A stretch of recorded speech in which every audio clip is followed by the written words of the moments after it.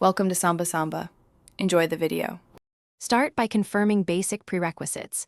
Your Vivo has more than 20% battery and mobile data is on. You open Settings, then tap Portable Hotspot or Hotspot and Tethering to reach the hotspot controls.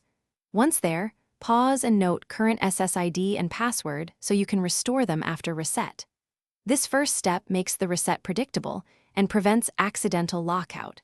If you plan to change APN or network mode, keep those details handy. Otherwise, proceed to toggle the hotspot off now to begin the reset. With the hotspot off, clear any paired devices or blocked clients in the hotspot section. This removes stale associations that can cause conflicts. Next, use Configure Hotspot to change the SSID and password. This effectively resets the service. Once done, save the new credentials.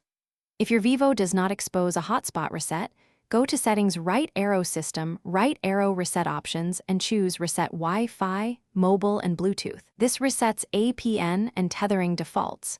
Make sure to confirm prompts, because this also, after saving changes, re-enable the hotspot and verify the SSID shown matches what you configured. Then, connect one client device and enter the new password to test. Once connected, open a browser or speed test to confirm internet access. If it fails, restart your Vivo and try again, or toggle airplane mode for 10 seconds. If problems persist, reset the APN in mobile network settings or perform a network reset. These steps restore tethering functionality without erasing personal files. Thanks for watching. Consider subscribing if we helped you.